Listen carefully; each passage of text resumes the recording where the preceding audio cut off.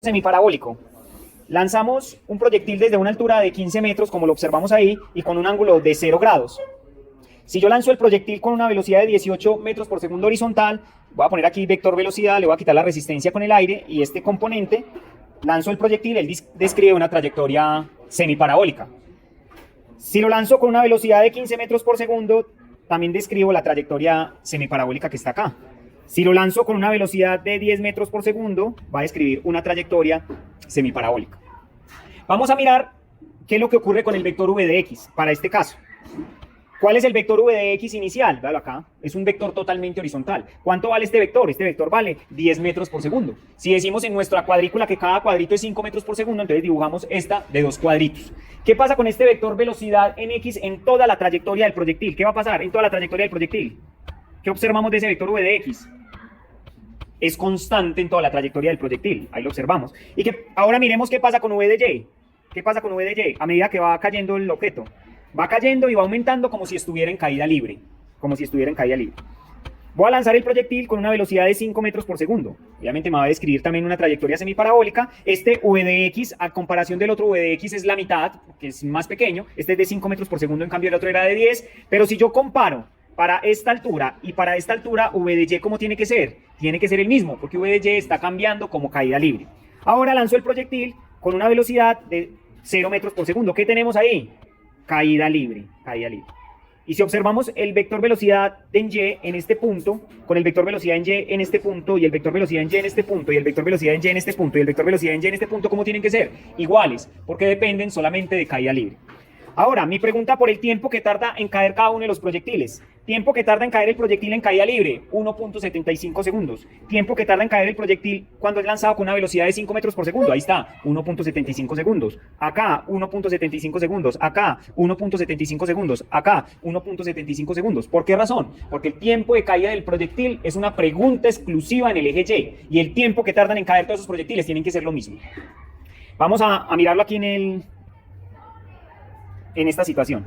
Entonces, si el tiempo que tarda en caer el proyectil es lo mismo que el tiempo que tarda en caer este proyectil desde acá hasta acá como si estuviera en caída libre, o de acá hasta acá como si estuviera en semiparabólico, entonces yo me voy a preocupar por resolver la pregunta del tiempo de caída del proyectil como si estuviera en caída libre. ¿Qué podemos decir acerca de la velocidad inicial de caída del proyectil en y? ¿Cuál es la velocidad inicial en y?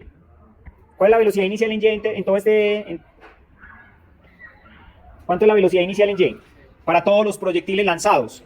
0. ¿Por qué? Porque en el lanzamiento, o sea, para el de 5, para el de 10, para el de 15, para el de 18 metros por segundo, esa velocidad es totalmente horizontal. Y la velocidad en y tiene que ser 0. Entonces, si la velocidad inicial en y es 0, la distancia que desde acá hasta acá, 15 metros, la vamos a llamar y máxima. Y voy a calcular el tiempo de caída del proyectil. Entonces, es una pregunta en y.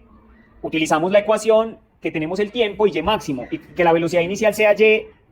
La velocidad inicial en y es 0. Entonces, ¿cuál ecuación tenemos? Esta ecuación 2, que nos dice que y es igual a v de y por t más aceleración por el tiempo al cuadrado sobre 2. ¿Por qué usamos esta ecuación? Porque esta ecuación tenemos una sola velocidad, que es la velocidad inicial en y tenemos y, que va a ser y máximo, que me lo dan. Entonces la única incógnita sería t. ¿Cuánto vale v de y? Sabemos que en el semiparabólico v de y vale 0, y 0 por t dale 0. Entonces al despejar acá nos quedaría 2y sobre a es igual a t cuadrado, y raíz cuadrada a ambos lados nos queda que 2 por y máximo sobre la aceleración es igual a t.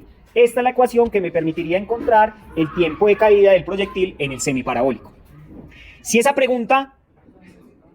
ecuación me permitiría encontrar el tiempo de caída del proyectil en el semiparabólico, además, mi sistema de referencia cartesiano siempre se define donde se lanza el proyectil, o sea, este va a ser mi eje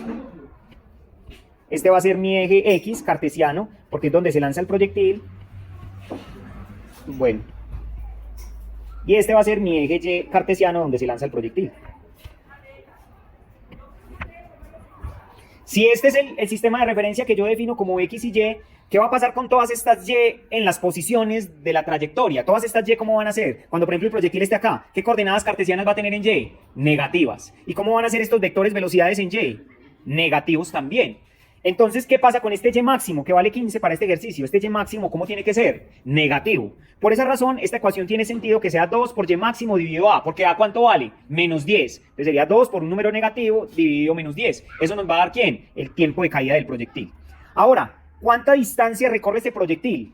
si yo voy a preguntar por la distancia horizontal, en este caso la distancia que hay desde acá hasta acá, la vamos a llamar X máximo, que fue el proyectil lanzado con una velocidad de 10 metros por segundo, y me piden esa X máximo es una pregunta solo en el eje X. ¿Cuál ecuación permitiría encontrar esa distancia horizontal que alcanza el proyectil? Sería la ecuación del movimiento uniforme, que nos dice que X máximo va a ser igual a velocidad por tiempo.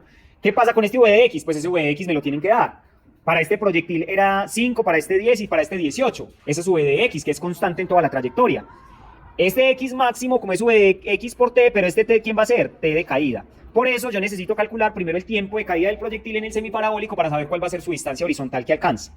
Ahora, sabemos que si lanzamos este proyectil con una velocidad de 10 metros por segundo, va a describir esta trayectoria que tenemos acá, y me piden encontrar la posición que tiene el proyectil X', Y' después de cierto T. Para encontrar esa pregunta de cuál es la coordenada X y Y del proyectil después de cierto T, observamos que X tiene que ser positiva, porque este es el plano cartesiano, y Y tiene que ser negativa. Vamos a hallar esa posición después de cierto T.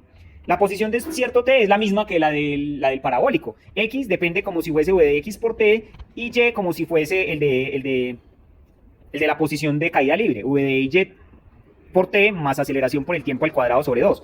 Pero en el semiparabólico, observen esto, ¿cuánto vale V de YT en el semiparabólico? ¿Cuánto vale V de Y en el semiparabólico? 0. Claro, porque esa es la velocidad de lanzamiento en Y. Como él no fue lanzado con ninguna velocidad en Y, sino que la velocidad en Y inicial es caída libre 0, entonces ¿cuánto vale 0 por T? Esto va a dar 0. De donde la posición simplemente va a ser igual a T cuadrado sobre 2. Y si A vale menos 10, ¿cuánto vale menos 10 dividido 2?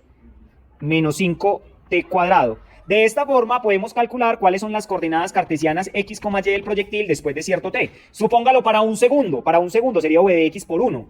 Para un segundo, 1 al cuadrado por menos 5. De tal forma que yo sé cuáles son las coordenadas cartesianas X, Y del proyectil.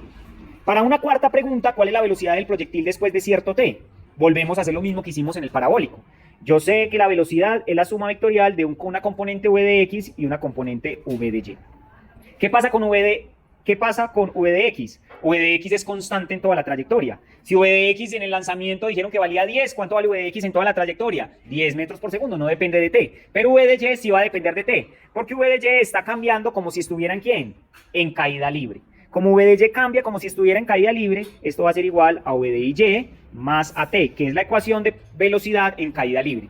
Pero para el semiparabólico, ¿cuánto vale V de Y? ¿Cuánto vale V de Y en el semiparabólico? 0. Entonces simplemente V de Y va a ser igual a A por T.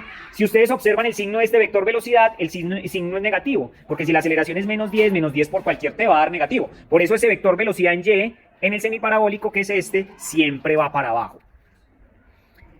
Ahora, recordemos que si me dicen la velocidad después de cierto T o la velocidad con la que llegó al piso, yo tengo que calcular la velocidad de la suma vectorial de estos dos vectores. Yo tengo cuánto vale V de X, que es este, y sé cuánto vale V de Y. ¿Cómo hago yo para calcular cuánto vale V? Para calcular V, lo que me toca hacer es hacer la suma vectorial. Trazo una paralela acá, y yo sé que el vector velocidad va a ser este vector, que es tangente a la trayectoria, y que es la diagonal de este que está acá. Este es el vector V. Observe que ese vector V es tangente a la trayectoria. ¿Cuánto vale ese vector V? Pues por teorema de Pitágoras, esta sería la hipotenusa y V de X y V de Y son los catetos. Por esa razón, si yo ya tengo cuánto vale V de X y cuánto tiene V de Y, yo sé que V es la raíz cuadrada de V de X cuadrado más V de Y cuadrado, como lo hicimos en el parabólico. Y también, si me piden este ángulo de referencia, que va a ser un ángulo beta, este ángulo beta lo defino en términos de los catetos. Este es el cateto opuesto, que es V de Y, y este es el cateto adyacente, que es V de X. Por eso utilizaría tangente. Tangente del ángulo beta va a ser igual a cateto opuesto, V de Y, sobre cateto adyacente, que es V de X. Pero yo no necesito la tangente, necesito es el ángulo. Entonces hago operación contraria y queda que la tangente a la menos 1 de V de Y sobre V de X es el ángulo de referencia de ese vector velocidad. Bueno.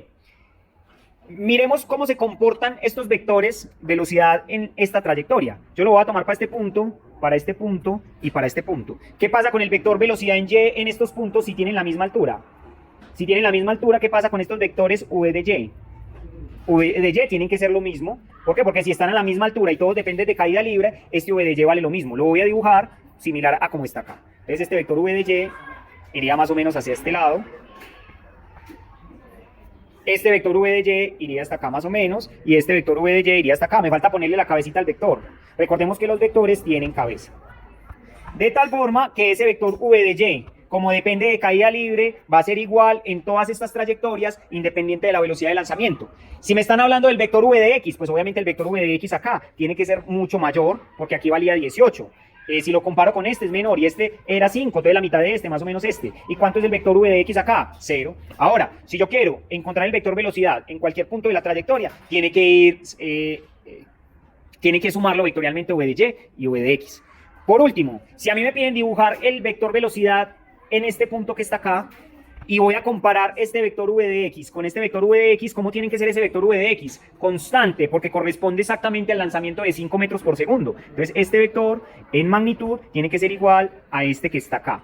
Ahí se observa. ¿Y qué pasa con v de y si yo comparo este v de y con este v de y? Como es en caída, ese v de y tiene que ser como mayor. Hay que ir casi por ahí hasta. Este v de y tiene que ser mayor.